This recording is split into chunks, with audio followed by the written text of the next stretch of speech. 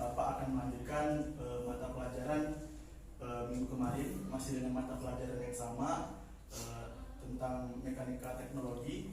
Nah, jadi di sini kemarin kan kita sudah mengenal di dalam mekanika teknologi itu ada namanya K3 ya.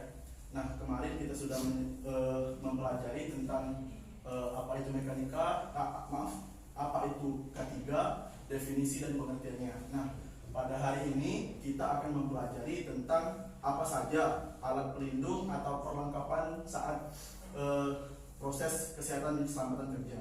Nah, sebelum memulai ada baiknya Bapak menyampaikan terlebih dahulu tujuan dari pembelajaran kita pada pagi hari ini. Nah, sebelum itu marilah untuk saudara Nak Ramadan untuk memimpin doanya kepada saudara Ramadan, silakan. Baik Pak, terima kasih.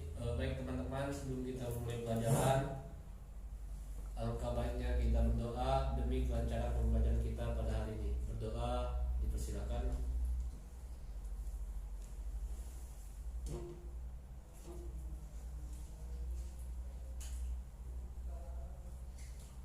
Doa selesai. Nah, langsung saja ya Bapak sampaikan tujuan dari pembelajaran kita pada pagi hari ini. Jadi untuk tujuan pembelajaran ini Bapak harapkan kedepannya untuk anak-anak dapat mampu mengenal dan membedakan apa saja alat pelindung saat proses K3 seperti itu. Nah, nantinya Bapak juga harapkan tujuan dari pembelajaran ini anak-anak sekalian dapat mengenali kemudian dapat menerapkannya dalam kehidupan sehari-hari. Nah, langsung saja tanpa berlama-lama Bapak akan langsung menjelaskan apa saja alat pelindung atau perlengkapan saat K3. Ini kita buat dulu.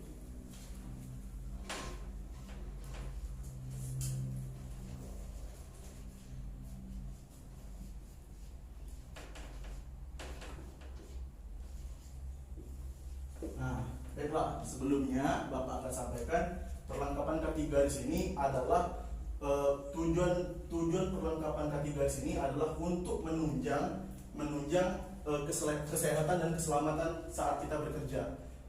Tidak lain dan tidak bukan tujuan dari perlengkapan adanya K3 ini adalah agar kita terhindar dari penyakit akibat kerja dan kecelakaan akibat kerja.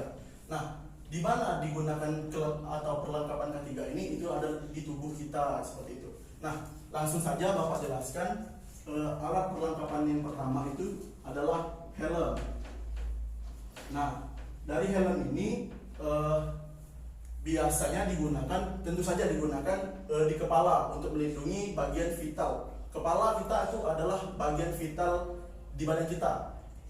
Orang bisa hilang tangan, bisa hilang kaki, tapi tidak bisa hilang kepala seperti itu.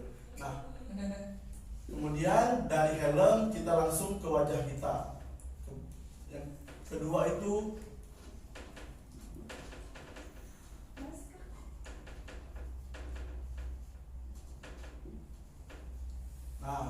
untuk perlengkapan yang kedua itu adalah pelindung wajah. Apa fungsinya Pak? Fungsi dari pelindung wajah ini nanti kalau kita bekerja di wilayah industri, khususnya yang berdekatan dengan api, maka akan banyak percikan-percikan logam panas seperti itu. Nah, fungsi dari pelindung wajah ini adalah melindungi wajah kita agar tidak terpercik atau tidak terciprat oleh besi-besi yang panas itu. Nah, selanjutnya yang ketiga itu masker. Nah, hampir mirip fungsinya dengan pelindung wajah, tapi masker ini untuk melindungi organ atau bagian tubuh seperti hidung dan mulut. Di wilayah industri, masih di wilayah industri, kita akan banyak menjumpai partikel-partikel besi yang sifatnya super atom seperti itu. Nah, bisa masuk ke dalam bagian tubuh kita. Nah, kalau sudah masuk, itu akan menyusahkan kita atau menyebabkan penyakit akibat kerja. Berbagai atau macam-macam penyakit yang ditimbulkan jika kita tidak menggunakan masker, contohnya ISPA, asma seperti itu. Nah, penyakit-penyakit akibat kerja ini akan muncul kalau kita tidak mematuhi atau tidak menggunakan perlengkapan K3. Selanjutnya yang keempat, kacamata.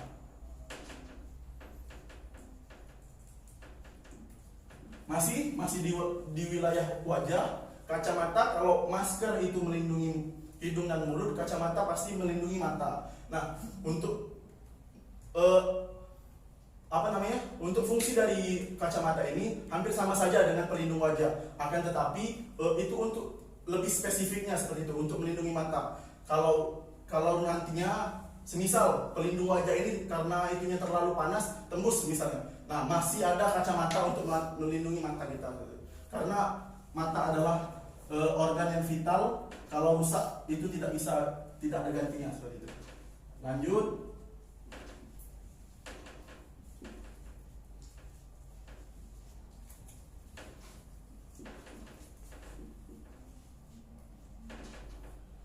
Nah, kemudian nomor 5 kita ada pelindung telinga. Fungsi pelindung telinga di sini pastinya adalah untuk melindungi telinga kita. Saat ada benturan sesama besi, kemudian ada proses pemaluan atau proses pemasukan baja ke dalam baja, itu akan menimbulkan suara yang mendengung di dalam telinga. Nah, fungsi dari pelindung telinga ini adalah agar telinga kita bisa terlindungi dan tidak rusak. Genang telinga kita bisa pecah kalau desibel yang diterima di dalam telinga itu terlalu besar seperti itu. Jadi akan mengakibatkan penyakit akibat kerja. Apa saja Pak contoh penyakitnya? Pertama itu peka atau congek. Nah, ini akan disebabkan atau diakibatkan oleh desibel yang terlalu tinggi seperti itu. Nah, selanjutnya sudah dapat 5 tadi kan, helm, pelindung wajah, masker, kacamata, dan pelindung telinga. Kemudian yang ke-6, bentar, Bapak buka buku Bapak dulu ya. Yang ke-6 itu ini sudah di area atas badan seperti itu kan, di wajah seperti itu, di kepala. Nah, lanjut kita di bagian badan selanjutnya. Itu tangan. Di bagian tangan itu ada sarung tangan.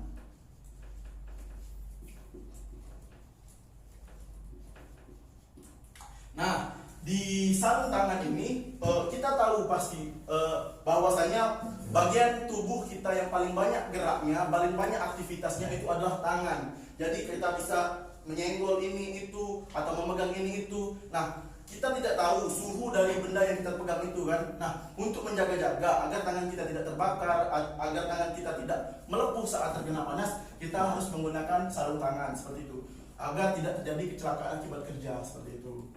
Lanjut, nomor 7 kita di sini punya wear pack.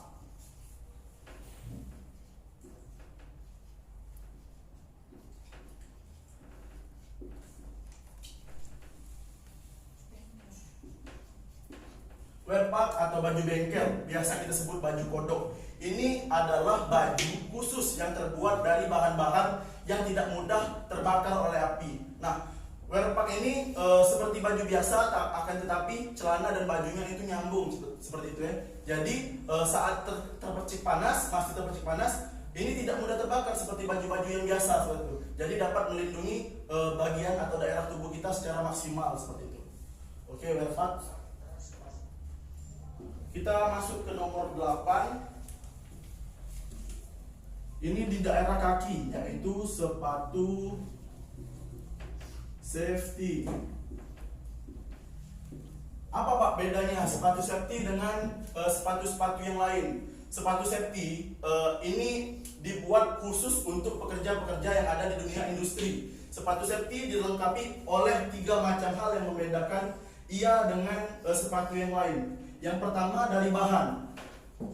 Bahan sepatu safety itu sulit terbakar atau tidak mudah terbakar. Jadi kalau misalnya terkena bahan panas atau bahan yang sifatnya melelehkan, itu tidak mudah terleleh atau tidak mudah terbakar. Kemudian dari sol. Nah, kalau sepatu biasa, solnya itu tuh sol biasa. Jadi bisa terjadi selip, bisa terjadi terpleset seperti itu. Karena kita di dunia industri banyak bertemuan dengan minyak-minyak, oli-oli atau tempat yang basah. Nah, kita membutuhkan perlindungan yang lebih kepada kaki kita agar tidak terpleset, maka akan dipasang sol yang sifatnya anti slip tidak mudah terpleset. Nah, yang terakhir itu adalah ada pengaman. Nah, pengaman ini biasanya terletak di ujung sepatu, terbuat dari baja atau besi yang sifatnya melindungi ujung-ujung jari atau ujung-ujung kaki kita. Nah, kalaupun nantinya kita saat proses kerja itu kita terjatuh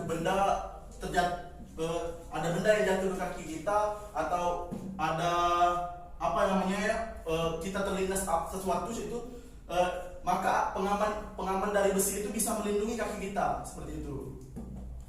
Yang selanjutnya, nah ini adalah pelampung. Nah, kalau ini tadi bagian atau alat-alat yang sering melekat di tubuh kita, kalau pelampung ini sifatnya khusus, bisa kita gunakan saat kita di dekat dengan wilayah-wilayah atau daerah-daerah yang dekat dengan air. Kalau kita tidak bisa berenang, kemudian kita terjatuh ke dalam air, kita masih bisa terselamatkan dan tidak akan jatuh dan tidak meninggal. Kalau sudah masuk dalam air masih bisa mengapung. Yang terakhir itu tali pengaman, tali atau sabuk pengaman.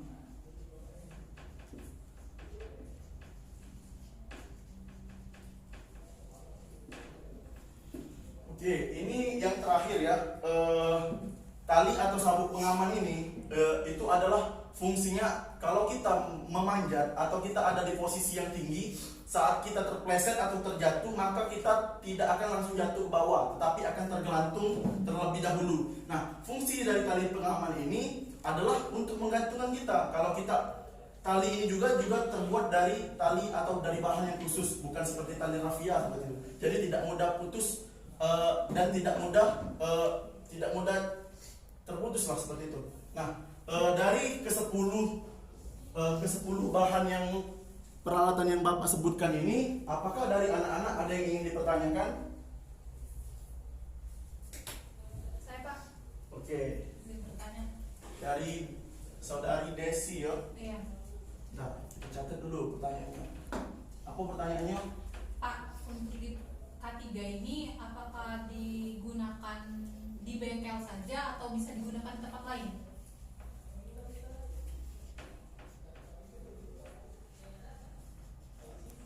Hanya di bengkel saja atau bisa Hanya digunakan. atau dipakai?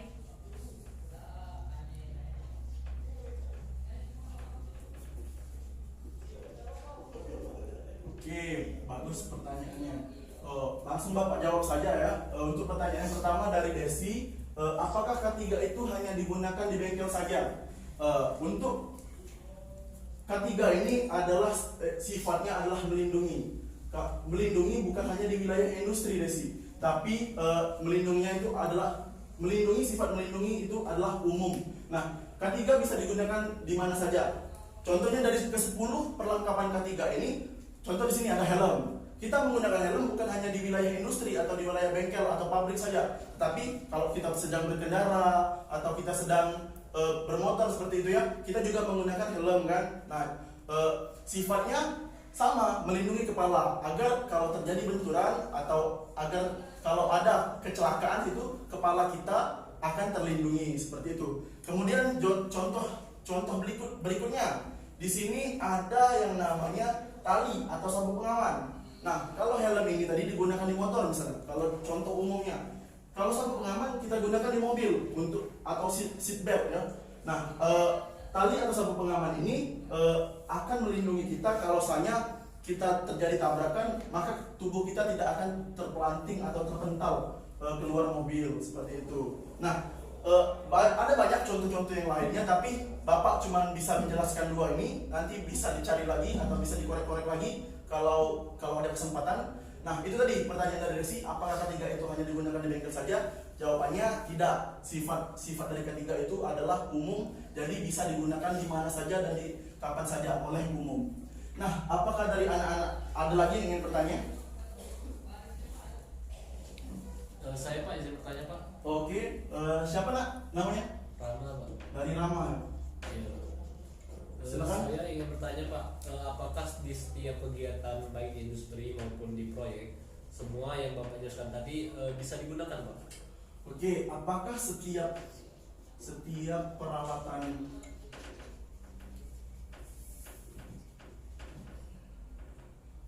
ketiga itu digunakan bagaimana tadi? Saya ulangi Pak ya. Ya. Apakah di setiap kegiatan baik di industri maupun di proyek yang Bapak jelaskan tadi dapat digunakan? Oh, dapat selalu digunakan itu? Iya. Dapat selalu. Oke, bagus juga pertanyaan dari saudara Rama ini. Apakah setiap peralatan K3 itu wajib digunakan saat proses saat di industri seperti itu? Oke, jawabannya itu kalau 10-10-nya digunakan itu tidak, hanya beberapa saja seperti itu. Beberapa yang penting dan beberapa menyesuaikan posisi dan kondisinya seperti itu. Nah, di sini contohnya yang wajib kita gunakan, yang wajib saja ya. Pertama itu helm, kemudian ada masker, yang keempat kacamata. Ini wajib digunakan karena yang terakhir itu ada di sini. Nah, ada 5 ini. Ada helm, ada kacamata, ada masker, kemudian sarung tangan dan wear pack. Bukan berarti dari 10-nya itu ada yang tidak penting, bukan. Tetapi menyesuaikan tempatnya. Nah, kalau tempat umum seperti itu, tempat yang tidak terlalu beresiko, kita cuma perlu menggunakan helm, masker, kacamata, sarung tangan dan wear pack saja.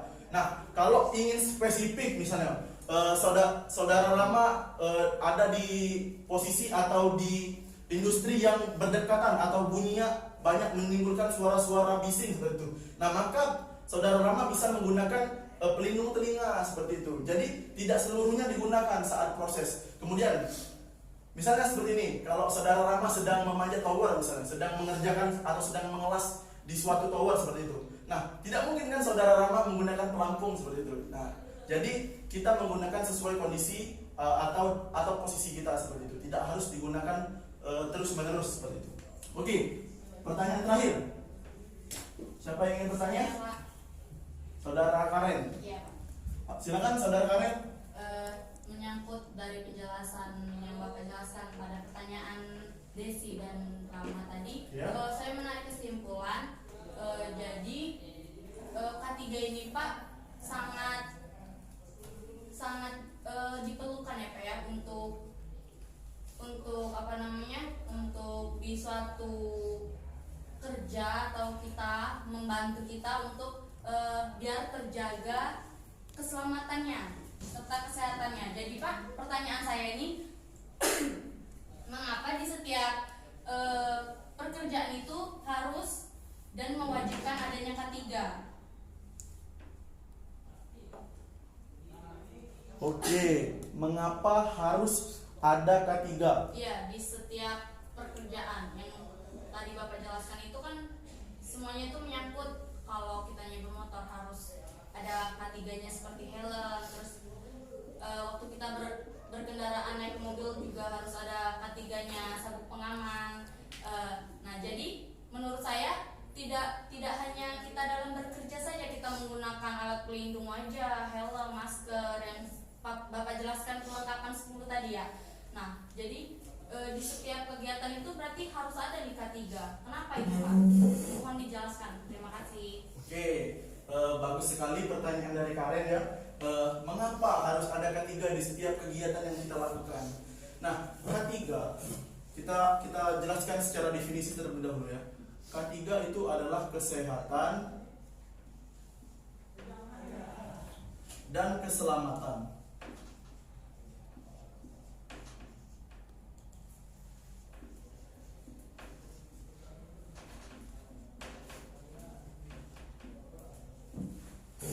Nah, K3, kesehatan dan keselamatan kerja. Mengapa harus ada di setiap proses pekerjaan atau setiap industri harus dilengkapi dengan kesehatan dan keselamatan kerja? Sudah tertera di sini kesehatan dan keselamatan kerja. Saat kita bekerja, kita harus ditunjang dengan jaminan keselamatan kita. Percuma kita bekerja memperoleh uang kemudian tetapi kita meninggal atau kita sakit-sakitan akibat kerja yang kita lakukan. Nah, di sini peran K3 berfungsi seperti itu, menjamin kesehatan kita. Karena K3 juga diatur di dalam undang-undang bahwasanya setiap pekerja itu harus atau wajib dibekali dengan kesehatan dan keselamatan kerja saat proses kerja berlangsung seperti itu. Nah, bukan hanya pekerja saja di sini. Seperti yang Karen bilang tadi, ada umum seperti itu, menggunakan helm. Kita kan menggunakan helm itu bukan sifatnya untuk mengatur, tetapi untuk menjamin keselamatan kita, bahwa bila nantinya ada sesuatu yang tidak kita inginkan, misalnya kecelakaan, kita menabrak, kemudian terbentur seperti itu, maka kepala kita akan terlindungi oleh helm itu. Nah, itulah mengapa peran kesehatan dan keselamatan kerja itu harus dilakukan. Seperti itu, Saudara Karen. Apakah ada lagi? Oh, jadi seperti itu ya Pak. Pada saat kita melakukan pekerjaan itu tuh berguna untuk keselamatan dan kesehatan diri kita masing-masing. Iya, betul. Dan juga orang lain menurut saya ya Pak ya. Ya.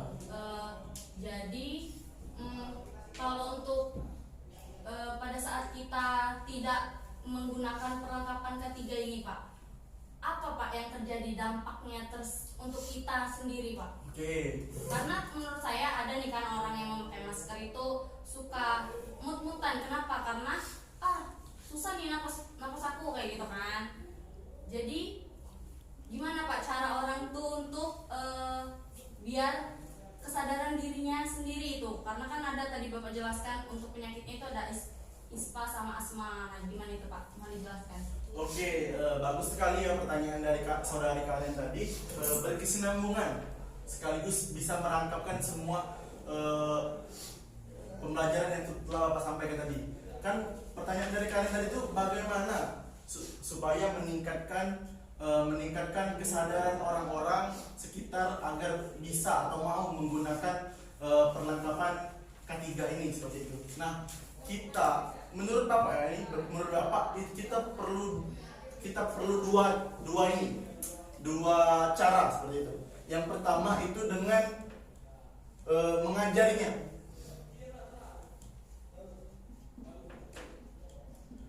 Nah, yang pertama itu mengajari, memberitahu seperti itu, atau memberikan informasi terkait pentingnya dari perlengkapan K3 ini seperti itu.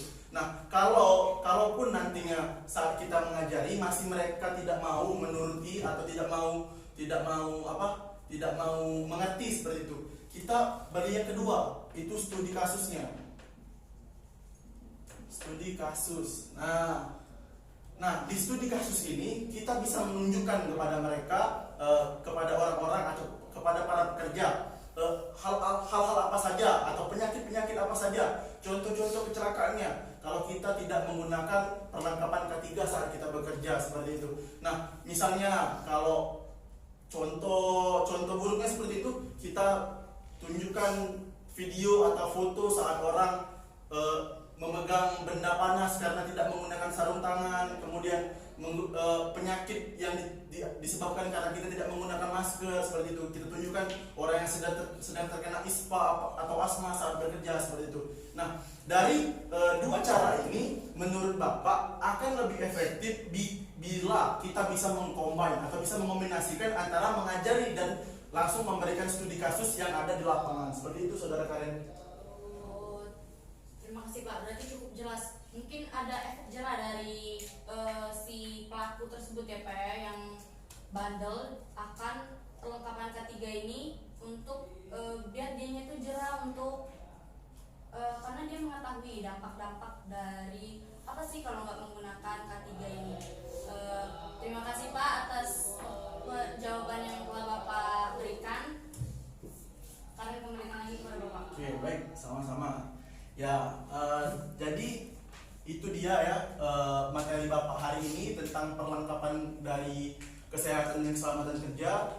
Bapak harap sekali lagi anak-anak bisa memahami, bisa mengaplikasikan, bisa dijadikan pedoman dalam kehidupan, terutamanya anak-anak nanti masuk ke dalam dunia kerja, masuk ke dalam dunia industri, bisa mengamalkan ilmu-ilmu yang telah Bapak sampaikan. Nah, sudah panjang lebar Bapak sampaikan, tetapi Bapak lupa mengabsen dari anak-anak sekalian seperti itu. Nah, oke, nanti akan Bapak absen satu persatu ya.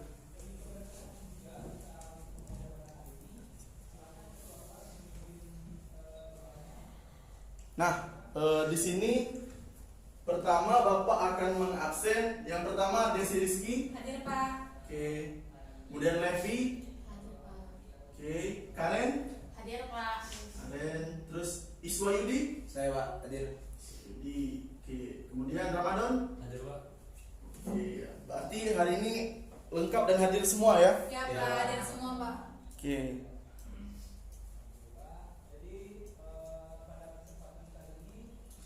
Oke, karena hadir semua, kemudian di penghujung pembelajaran Bapak ini, Bapak akan menyampaikan evaluasi lah terkait perlengkapan K3.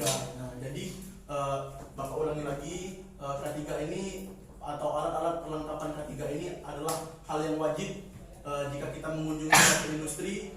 Tujuannya adalah untuk melindungi bagian tubuh kita agar tidak kena penyakit dan terjadi kecelakaan akibat kerja dengan apa yang telah kita lakukan seperti itu. Nah, kemudian bagaimana cara menyadarkan atau memberitahu masyarakat agar mereka mematuhi atau menggunakan perlengkapan K3 itu ialah dengan mengajari mereka dan memberikan studi kasus saat terjadi kecelakaan seperti itu. Nah, mungkin itu saja pembelajaran dari Bapak. Untuk tugas boleh catat. Ini kita kasih tugas dulu. Ya Pak. Tolong kalian berikan contoh dan kejadian apa saat kita tidak menggunakan perlengkapan K3 seperti itu. Misalnya contoh helm, kalau kita tidak menggunakan helm akan terjadi apa? Ya, ini dari 10 alat ini ya, berikan masing-masing 2 contoh. Oke. Mungkin Bapak tutup ya pelajaran hari ini. Tolong Saudara Rama dipimpin doanya.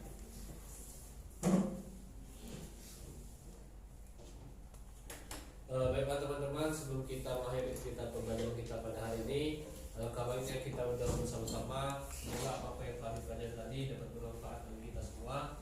Berdoa dimulai.